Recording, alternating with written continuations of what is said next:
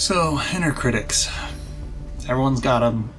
It's the part of us that tells us we look funny. Part of us that tells us that what we have to say isn't important. Part that tells us that no one likes us. They just act like they do because they're good people.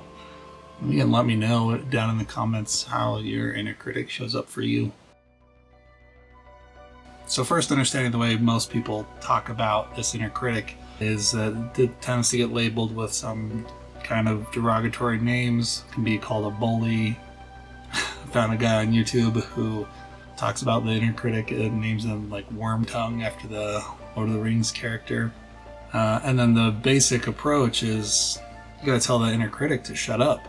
And you gotta have this kind of confrontational, aggressive, like you kind of have to put them in their place. You know, they're telling you these nasty things, and you gotta tell them like, hey, shut up. And you can do that. That's a thing. And that's a thing you can do if you want your inner world to be a place where there's a lot of aggression, and for lack of a better word, even a sense of violence, right? You're trying to out-bully the bully. You bully your bully into not bullying you. Can start to feel a little circular. So what I want to talk about today is something that I've learned in my experience as a therapist that has absolutely changed the way I relate to my inner critic. And this approach that I want to tell you about comes from a model of therapy called internal family systems, or IFS. And IFS is basically what you see depicted in the Pixar movie Inside Out. Well, is kind of depicted in Inside Out in real life. We all have more parts than just a little handful, and they are much more complex than just embodying like one specific emotion. But the basic idea that we have these different parts of us, these sub-personalities that subconsciously are kind of doing these different jobs, is what IFS is all about. That we have this internal system or family of parts.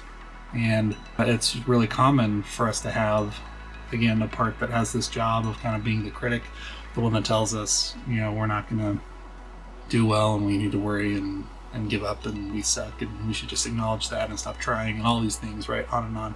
But one of the really beautiful and important insights for me from IFS is the idea that all parts are good. And that might give you a little pause. How can a part of you that could be described as worm tongue or a bully be good? The answer is that, you know, what our parts do might be kind of extreme or unhealthy or problematic in some way. But at the end of the day, it's their intention that is good. It's their intention, what they're doing this for matters.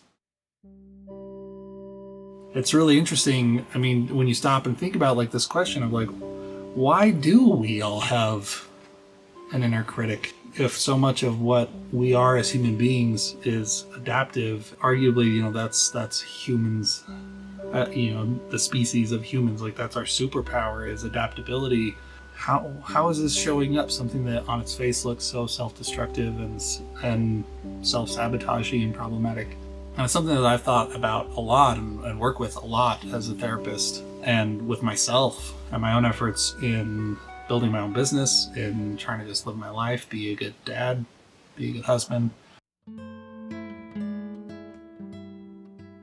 Oftentimes, our inner critic gets their job when we're young. And there's something really empowering for a little person who is utterly dependent on other people for survival. You have to get the big people to take care of you. When inevitably there are those moments where the big people, your parents, other caregivers, are not able to give us what we need, then there's this choice point of can either agree and decide that our caregivers, our parents, or whoever are not capable of giving us what we need, in which case we're screwed, or we can take responsibility and say it must be something about us. And in that case, lots of options open up. Then we can get busy being self-critical, telling ourselves how much we screwed up, and trying to beat outside people to the punch. If we're harsh enough on ourselves, then maybe we'll be good enough and do the things that get us what we need from the people who are taking care of us. One author and kind of leading figure in the mental health world named Gabor Mate talks about this tension in those moments between authenticity and attachment.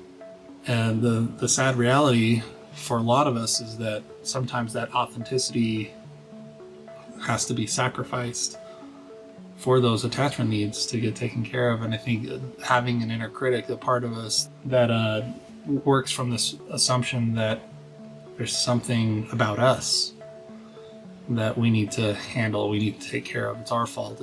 We're not good enough. We're not, all these different things enough. And that's one of the ways that we do that. And to be fair, it kind of works for us when we're little people. And I think that's, again, one of the beautiful gifts that we can bring to that inner critic part of us is acknowledging that they did a good job. We made it through childhood. We made it. If you're old enough to be watching this video, that worked. What's tough is it worked then and it's not working now.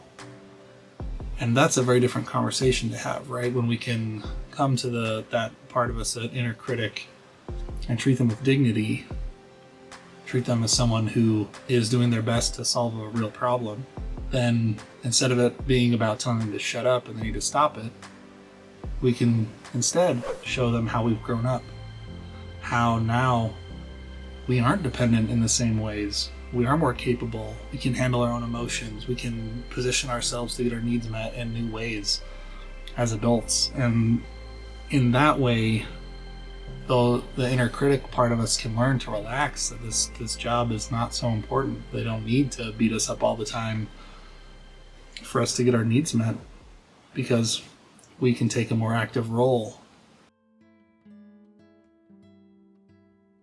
Another thing to keep in mind there is the fact that this critic part of us got their job when we were young often means that part is young. Like that part of us is stuck back there in our childhood, trying to protect that younger, more vulnerable version of us by being this strong drill sergeant, one who's going to make sure that you never get hurt like that again. And sometimes it can be helpful to kind of have that in mind as well, that maybe this part of you is a desperate young part of you who got a grown-up job. And what happens when we can bring our grown-up, relatively grown-up, right? We're not always perfectly grown-up, and that's okay. But to bring this relatively grown-up energy to them and let them know that we're here and that they don't have to try to keep you safe all by themselves. And so the opportunity here is, what happens if you can turn to this inner critic, this part of you that is just constantly beating you up and beating you down, and rather than telling them to shut up, what happens if you can say, hey, you okay? What's going on? I noticed you're really loud today. Is there something you're worried about? So the next time you can feel that critical part of you showing up, something you can experiment with is acknowledging them, thanking them for caring, for wanting you to be safe, for wanting you to get your needs met, for wanting to protect you from being vulnerable or looking stupid. So an important question you can ask yourself or ask this critical part of you is, what is this criticism for? What is this part of you hoping will happen by being critical of everything that you're doing, or maybe it's more specific things that they're critical of? And from what I've learned, that can be a lot of different things, right? The criticism can be to protect you from putting yourself out there in ways that have gotten you hurt in the past, or protecting you from feelings of vulnerability, or feeling rejected or abandoned, right? There's all these different reasons, which can be completely valid. I think, again, that's what we're going for here, is recognizing that this part of you is doing this job for reasons that make sense. And that's not something that you need to bully. It's not that you need to tell them that they suck and that they're the problem. But instead, finding a way to acknowledge that this is important. It is important to protect the parts of you that have been hurt in the past. It is important. The question to explore then next is if it were possible to protect yourself in those important ways without the self-criticism, would this part be interested in that? And oftentimes, these parts are interested in that. Oftentimes, they don't like being a drill sergeant. They don't like tearing you down. They don't like how much effort it is. It's exhausting. It's exhausting for them to always be ready with yeah, but anytime someone gives you a compliment.